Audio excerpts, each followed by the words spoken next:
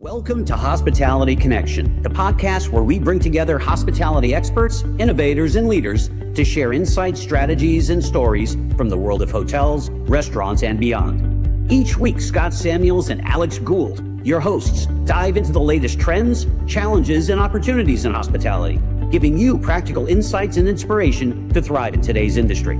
Let's connect, learn, and grow together. This is Hospitality Connection. All right, everyone. Welcome to Hospitality Connection. We are here with Bernardo Netto, a friend, a college buddy of mine. We spent a lot of time together at bars, at restaurants, in the classroom, but it was a real treat to work alongside and study alongside Bernardo.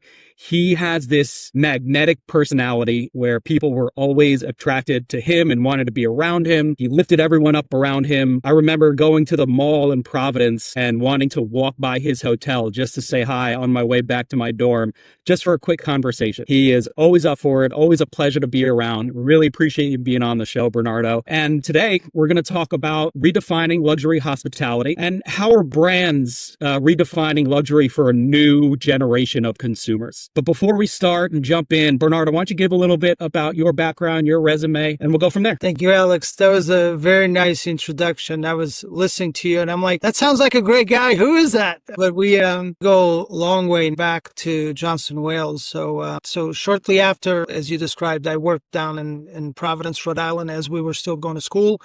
And then I wanted to travel the world, graduated 2006, went and lived in Hawaii, in the island of Kauai.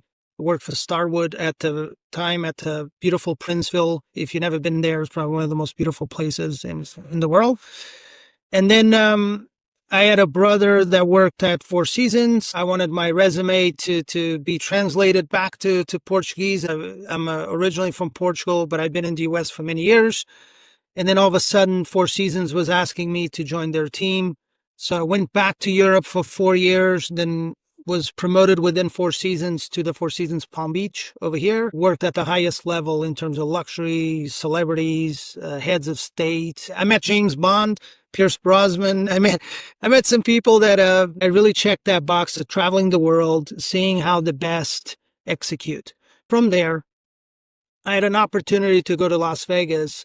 And I went from a scenario where everything was very scripted, very elevated at Four Seasons. You didn't take any risks. You did exactly what the guests expected you to do. And then I go to Las Vegas, full empowerment in terms of the guest experience on the hotel side. Their main focus, as you know, is the casino side. So they said, you're the hotel guy, go run with it. And I was like, do they know what they're doing?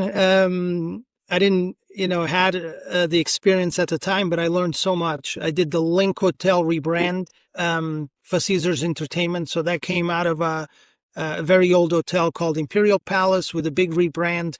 That was 2,550 rooms into a Link Hotel, which was to target the college graduates that don't have enough money to go to Aria or Caesar's Palace, but they want something fun. So bunk beds, beer pong tables, Irish bar, and the check-in was in the kiosk. So very different clientele, still in college.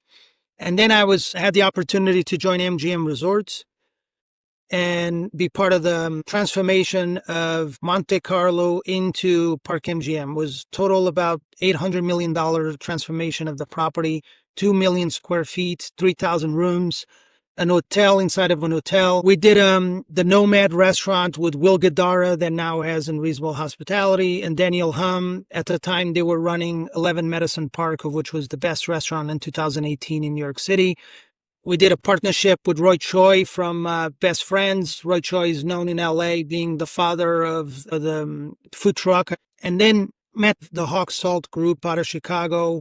Brandon Sotokoff is a chef that is known for bringing the restaurants into restoration hardware. He launched all the hospitality and restoration hardware. So at Park MGM, my experience breaks off in two sides. One, I wanted to work with the very best at the highest level, and I did that with Four Seasons.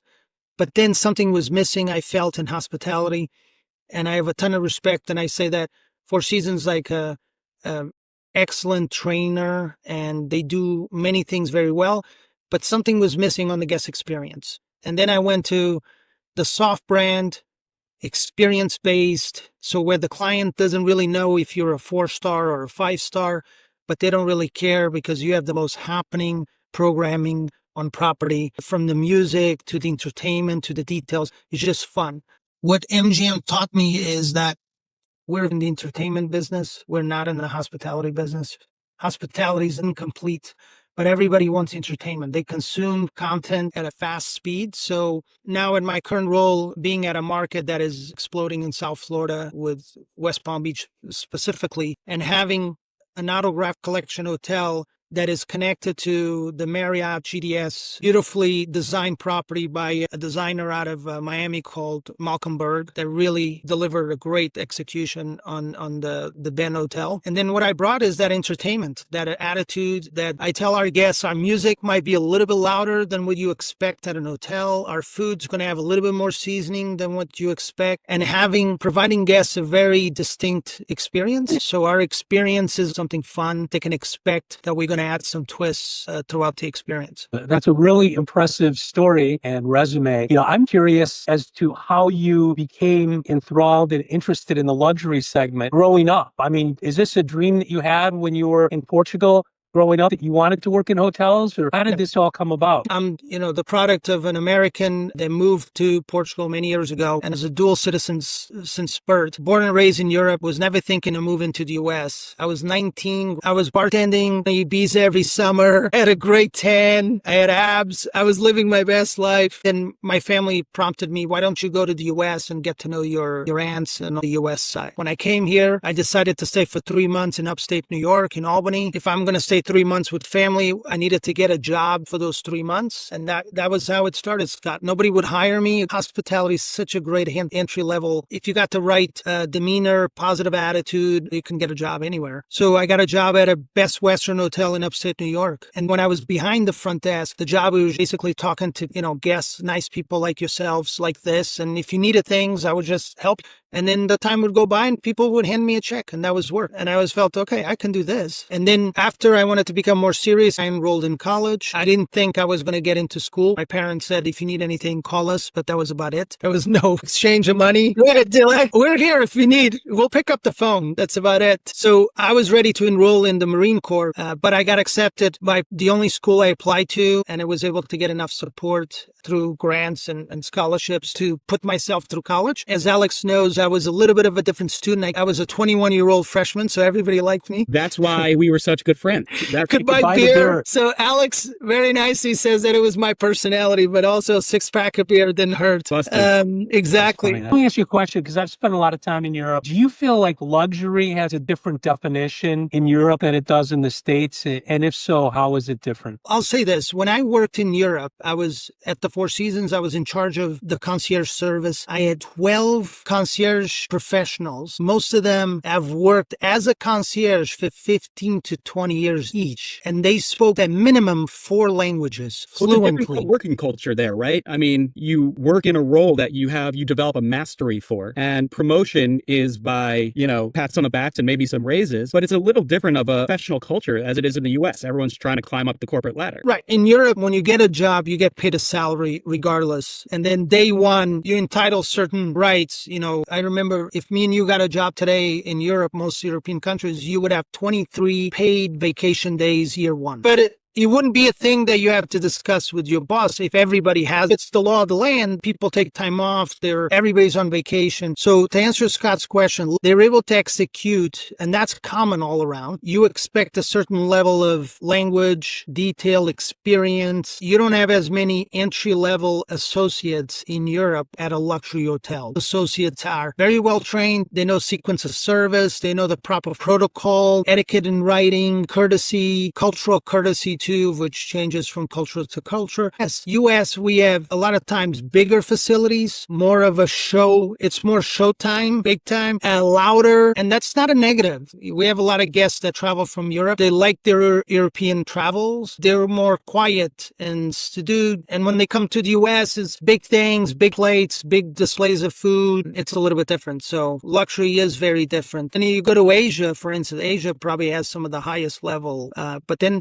it's also the staffing, which you're allowed to have as a business. A lot goes into it. Yeah. Now, I was fortunate growing up. My parents would take me to a couple higher end vacations once every few years. And for me, that was that's when I knew I wanted to be in this industry, wanted to get in hospitality. But I think luxury was a little different then. It felt to me like it was marble floors, gold fixtures, very Plaza New York like. But now it's something completely different. What do you think it means now to be a luxury hotel? I think the sense of place is evident. You need to be in a place that feels like just that one place you chose to go to. So you no longer want to go to an hotel and that hotel looks like any other place. You chose to go to the Ritz-Carlton in Nomad, New York. It's got to feel different than the Ritz-Carlton in Kapalua. And you want that. So a sense of place is because you're going to take a picture or you want to travel to experience that one locale. So that sense of place has to be distinct. Second, AI is taking over many components of technology is very tempting because everybody wants to take on technology. And a lot of times I'm speaking with clients today and I'm really speaking with ChatGPT. I can see it in the emails and so forth. So sometimes in a nice way, I have to tell the guests, I was like, hey, Scott, thank you for all that information. Can we jump on a phone call? I think these emails are getting lost a little bit. And then we jump and we're able to make that. So I think luxury is the opposite of that. The luxury now is personalization, where I want to hear from Alex. Even if Alex writes a short email, it's not perfect, at least it's Alex. Luxury is actually knowing the name of each person you interact with at your hotel. I just had my 10-year anniversary and stayed at the Bulgari in Paris. Awesome. Congratulations, by the way. Thank you. Thank you. And the Bulgari right across from George Sank there's only 5 or 6 in the world. It's a brand within Marriott, but very, very high end. And everybody was very conscious of trying to ask us questions to us. I could see that they wanted to know who we were. And the fact that they were paying special attention to, oh, you're from here, you originally from there. Some of these questions that you just asked me on this podcast were questions that they were asking me. Where are you from? Have you been here before? Where are you going to go today? What are your plans for the day? And then when I would come back, different shift, the same person's like, how is so-and-so market? They have a way to communicate that. And I felt the hotel was like, okay, very high end, chandeliers and everything was gorgeous, but they had a way to keep you connected in an authentic way. So I would say authenticity will be the new luxury now. And you mentioned personalization, and I think that's interesting, creating unique experiences for every guest. But how do you do that at scale? Right. A larger hotel, I think you have the benefit of managing 208 rooms. But as you scale, and even at a 208 room location, I can't imagine it's easy to personalize every guest's expectation and their visit. Well, I think that's where it becomes a little bit tricky. And somebody was making a comment about even that book, Unreasonable Hospitality. The goal was never to mass produce those moments, right?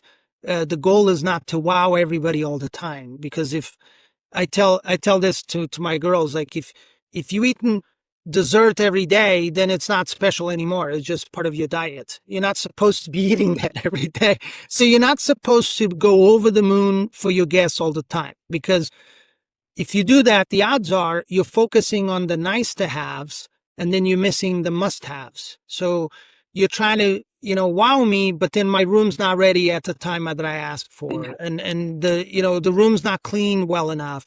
So I think we should keep focusing on the fact that guests don't have enough time, and we should build our businesses in a way that our team that's actually spending the most amount of time with our guests have the opportunity and the time to be able to listen to you, what the guests want, and then just do that.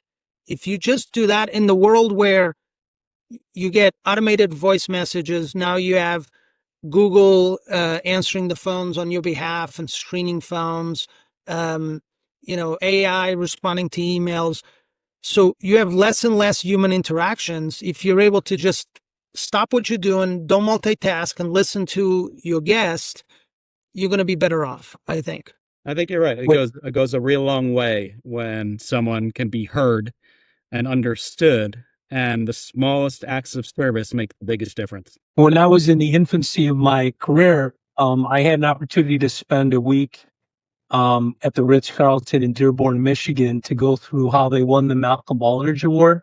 I'm thinking that the personalization that's happening now is part of what they started, but I remember them having all the guests that were checking in for that day. They had pictures of the guests in the back so that the staff learned who they were. They obviously had a track record of their experience so they can customize what type of pillow they wanted and what type of water they drank when they went into the restaurant. One of the most, interesting things to me was when they had a problem, they gave an allowance to their staff. And the way it started where they would tell their staff, you have $200 to spend on guest experience. If they came in and they had a terrible flight and they were in a bad mood, we're going to empower you to send, chocolate dipped strawberries to their room. And we're going to give you this allowance. And what they found is that nobody was using the allowance because they were concerned that they'd use it up so quickly. So they increased the allowance. I think it was like $1,700 at the time. And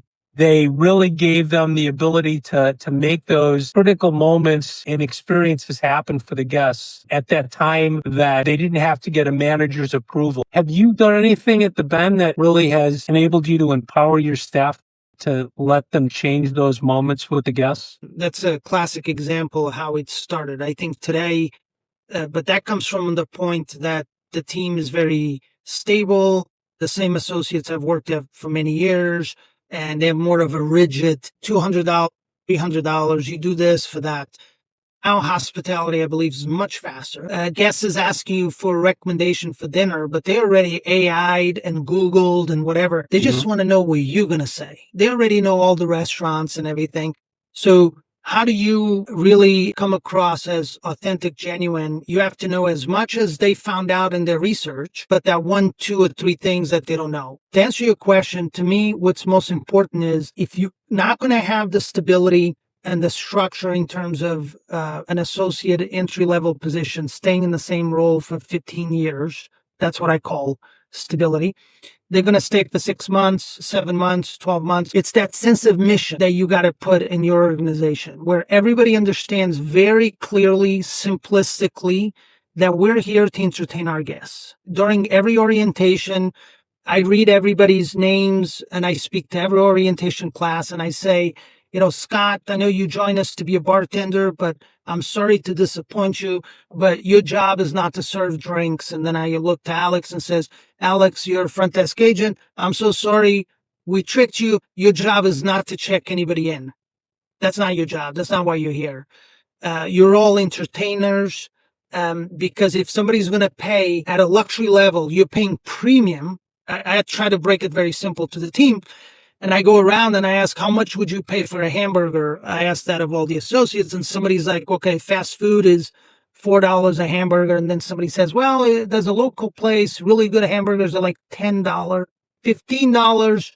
If they have like some kind of fancy cheese that I don't know how to pronounce and whatever, I might be allergic to it or not, but I'm going to eat it because it's fancy. But at $25 a hamburger, I was like, can you sing? Can you tap dance? You're not in the hamburger business anymore. You're way beyond that. So the guest is like, okay, what else do you have? Because our room costs around 3 times more than our competitors downtown, but our room is not 3 times bigger. So what do you get? To your point, it's that entertainment. Once they have that sense of mission, I don't need a $200 thing that they need to cap themselves on. They know that I'm going to value the fact that that guest has to be entertained at all points. To be entertained, you need to have your basic things that you ask for. Your room has to be ready. Somebody has to look you in the eye. And then they still got to sing or tap dance or something. They have to do all the basics, and they got to do something else that is making that human connection with you that you say, that was really cool. What was that? I don't know what it was. It was the check-in, the welcome drink, the fact that he was smiling, he had an attitude, he had swagger, and that didn't feel like a robotic, normal check-in. So I think that to me is where I want to experience that as a consumer, whatever description we put around that. But I try not to put things into boxes. because so much of what we do today is not in a box. It's a feeling that the guest has in their heart the minute that they finish the transaction. And if they feel good about that or they don't, that's it. There's no other parameters. So I try to invoke in the team that their goal is not to do a task, but they're here to entertain. They're part of the show to entertain because we're charging them a premium. And I give them the example how I paid personally. My two daughters, I took them to a Taylor Swift concert, probably the most expensive thing. Well, Disney's up there. We've gone to Disney quite a bit. The most expensive thing I've done. And it's to listen to songs that I can listen on Spotify at home for free. So why would I go through all that? And it's that entertainment value. If we do that, then guests are going to travel and they're going to spend all the discretionary money that they have on these things. So I think it's creating that to another thing, Scott, that I realize is we're asking staff members to do something that they never experienced themselves. That's probably the biggest difficulty is because if you've traveled the world like you have, and you came and worked in my team, I probably don't have to tell you anything because you've seen it, you've been there, you've experienced, you felt it. I would just need to let Scott go loose and you would get the best comments around. But somebody entry level that doesn't have the same social economic means, then you have to like give them these like nuggets, I think, to get them confident enough to be able to entertain someone that travels as much as both of you do. So you've got a much more educated traveler right now that is, doing their homework and research before they come in. And I gather from your experiences, if you didn't have the experience in Las Vegas, it seems like that was transformative for you in looking at luxury from an entertainment standpoint more so than you did before. Of course. How do you feel like the modern luxury traveler, what are they seeking differently now in this day and age than they were maybe 5 or 10 years ago? They're more educated, they're more informed. What are they looking for differently than really they did in the past? I think post-COVID really value in the sense of you can spend $10,000 on a suite, but you still want to feel like that was worth it and a good value. And a good value means that I have somebody ready to take all my requests because I spent $10,000 for that suite. So maybe you have somebody, a butler, that's going to open the suitcase for my wife, bring her dresses, steam the dressers, and make, I feel it's valuable. But in today's world, again, the speed of how people do things, how we are able to fly faster than we ever did, multitask faster, and then we have AI that's adding more things. So what people are doing more, the human, is doing a lot more than he used to. So your brain is in oversupply of demand and everybody can get to it. I can tweet to get you, email, phone, text. The text is the new email. I get 30 texts a day. It used to be like my family and now it's like, I don't know, I get texts from everyone. So what makes people remember you and connect is what's valuable. So if somebody stays with you, they want to really have time to slow down and be able to feel like the money they spent at your business was worth it. And for that, you need to go out of your way between all the distractions and make a connection with that guest. Now, to answer your question directly is you need to simplify the guest experience. Don't fall into the trap or temptation that every tool is cool and you add so many tools that the guest is now there's QR codes for this, there's a TV for that, there's a robot for that, I was like, can I just get a hamburger in room service? I just want to get a hamburger. I don't want to go through a learning curve of a new thing and a click and a button and the drapes. I need to clap for the lights to be off. So I think simplifying the guest experience and giving a sense of value. And then the third step is give them something they don't have, of which is that the human connection. What are the checks and balances that you have in place at the hotel to ensure that these things are attained by your staff? Every day we have pre-shifts or a meeting every morning that we go through the top guests to check in. And then we're looking for opportunities. Like if Mrs. Samuels is staying with us, I ask questions. Why is Mrs. Samuels traveling? What does he do? What does this company do? And they've been in the news. Are they going to go to an IPO? For instance, I'll give 2 quick examples. We did that. And then there's a developer in town that's coming in to see the status of their tower that's being built. It's above ground. So every time he comes, I send a little house car just down the road, and they take a picture of the tower that's being built. And then I put it in the picture frame from an iPhone, put it in the picture frame and put him in his room, and I don't even tell him about it. And every time he comes in his room, he can see the tower going up. That cost me, but it's the mindset of the team. We're like, what can we do? We're like, well, I don't know what he likes to eat, because the whole chocolate and alcohol consumptions are down nationwide. There's less and less people drinking alcohol. Dietary restrictions, so it's hard on the food side to nail what everybody's into right now, this moment. So these little moments of, like, I've challenged my catering team that does weddings. We book about 66 weddings a year. And I said, the first wedding we had here, we took a picture of the bride and groom having the first kiss before they go back into the room where everybody's waiting for them to have the party, right? So it's the first time they kissed after they got married, took photos, and before they go to the reception. They typically have this song where the bride and groom, they open the doors and the bride and groom like charges in. So we taken a picture of this couple, and it was the first photo of them as married. And then we also printed, put it in the picture frame and put it in the room. And again, no big elaborate. We just did that so that they wake up in the morning. They're like, wow, that's the first picture we ever had as husband and wife. We engraved some of the robes to be authentic so that you're remembered, so that you ultimately create value on the guest's mind, right? It was expensive, but worth it, because they were themselves. They weren't like everybody else. So if this podcast comes out and then now everybody's taking photos and put it in the picture frame, I can't do it anymore because it's not authentic anymore. It's now mainstream. The goal is not to gesture. The goal is for me to connect with that human at a level that he's going to remember me, because I recognize that that human is overpopulated with so much distractions. And to go back to what Alex was saying, back in the day, you could have a marble floor and everybody would be wowed and say, that's amazing.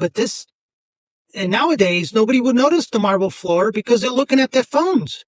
They're walking in on their phones, and half the lobby could be, on a construction site. I don't know that they would notice. Or if it's got marble, they would go on their phones and say, check in. Is it ready? Is it ready? Where's my room? So you have to go, to me, you have to take an opportunity to do that. It's the only way to make an impression nowadays, I feel. You're setting the standard really high. Scott, you may not know this, but I'm having my wedding at the Ben. So I expect all these things to happen. We have a lot of followers from our LinkedIn pages collectively who are running smaller boutique properties. And I want to give them something to chew on when it comes to, how do you raise the level of luxury for smaller boutique properties? What would you say to them is an underrated factor that contributes to luxury? And what would you say to them if they wanted to position themselves as a more luxurious property tomorrow?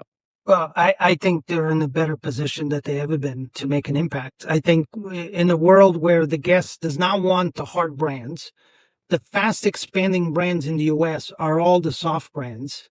It's the autograph collections of the world, the editions, the one hotels, all the hotels that have a strong sense of place.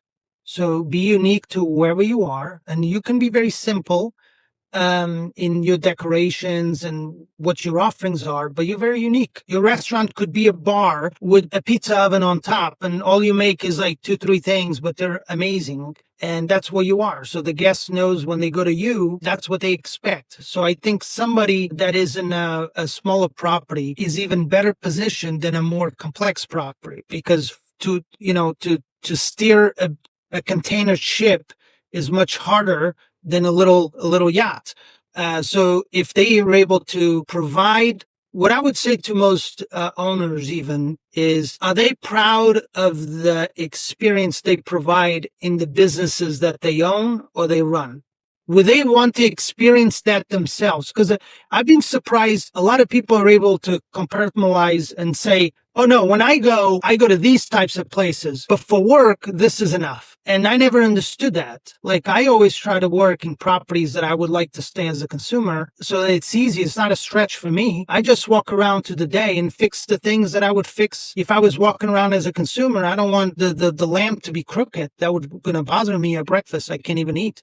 Like it's gotta be, like there's certain things, it's gotta be that way. If not, like I don't even know if I'm eating eggs anymore because that's so distracting if it's happening. For me, it's just on the fan. Right. This is, but I think somebody that is, if they focus on entertainment and the experience, and that doesn't mean an elaborate, sometimes, they go over the top with these ideas, but they could be very simple. 5 years from now, 10 years from now, what is luxury? What does it look like then? I think if the direction is more non-human interactions are coming our way, And you think that's what people want, or you think that's just where it's going and people will have to adapt? that's what's going.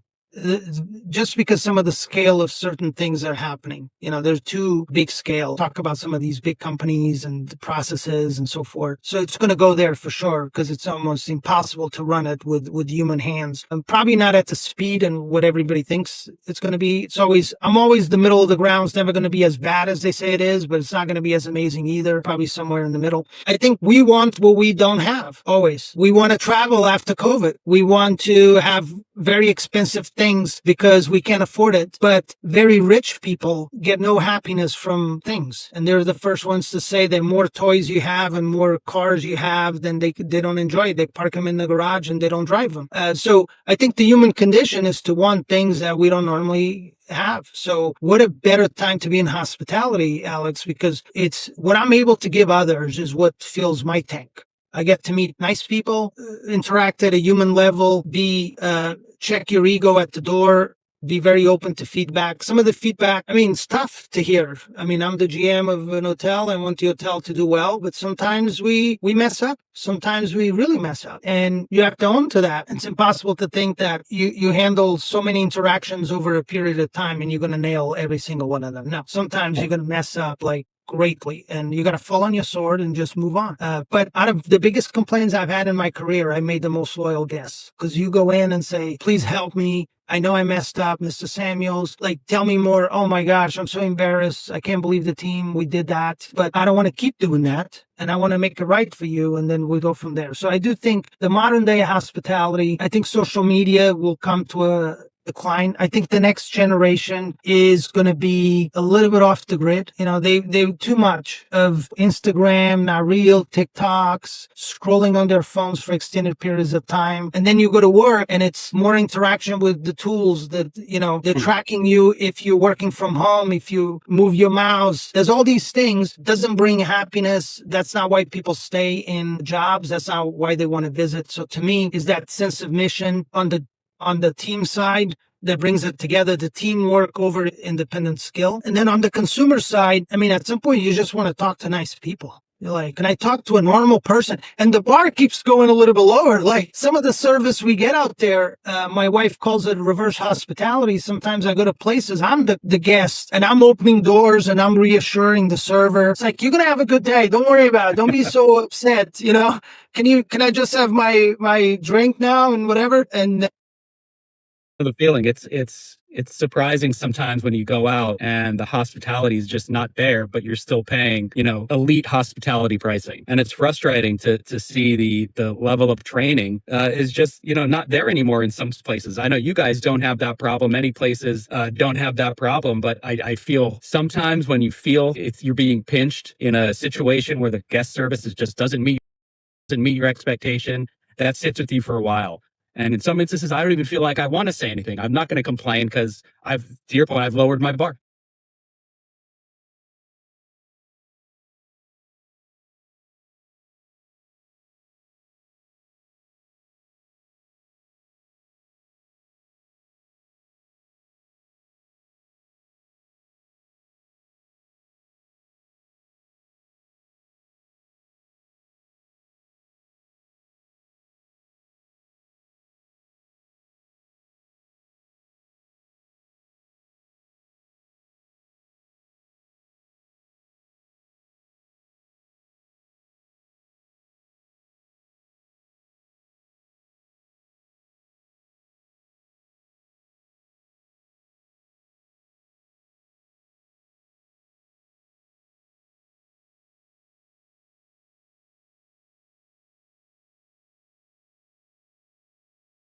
Oh, this has been incredible information that you shared, and insightful information that hopefully everybody could take in and learn from. I'm curious though. I'm bringing this full circle. Through your travels, through your experience, what's been one luxury experience that has stuck with you, that has really stood out, that you've experienced, and why is that stuck with you? One time I was at an hotel that was broken apart by different villas. You go to the gym and it's kind of a schlep to get back to you. I went to the gym to sign up when you walk in and you put your room number. And then when I came back from the gym back to my room, inside my room, inside the shower where the shelf is for the shampoo. Obviously, I don't need shampoo, but the shampoo and everything was there. There was a bottle of Gatorade that only appeared there on the day that I went to the gym once. So that was cool coordination between, there was some thought there. So that was nice. Another one, my daughter's into sound and music. So we went to Vermont to visit the Von Trapp Lodge, which is still the original family that came from Austria. And then in July, we went to Austria to see their house. But anyhow, we were recommended to do a cow tour based on a personal recommendation for somebody at the lodge. It was probably one of the most memorable things we did. Really cool, authentic, with a sense of place.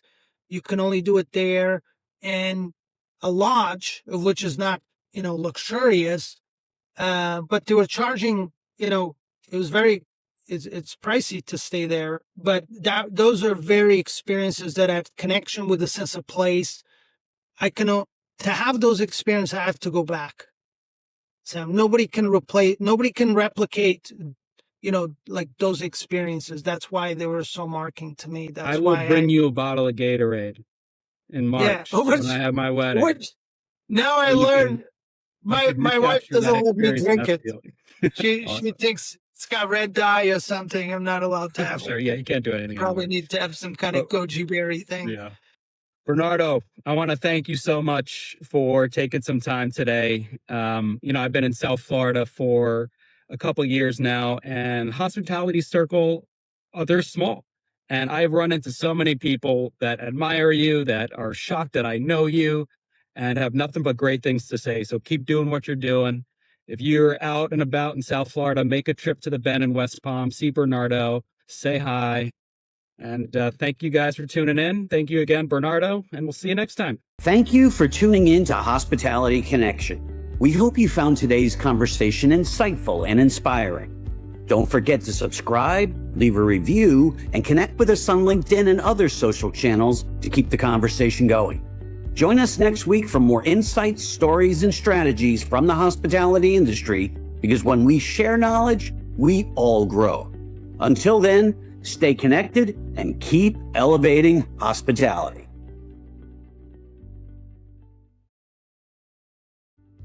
Thank you for tuning in to Hospitality Connection. We hope you found today's conversation insightful and inspiring.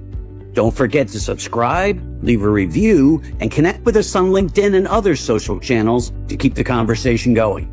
Join us next week for more insights, stories, and strategies from the hospitality industry, because when we share knowledge, we all grow.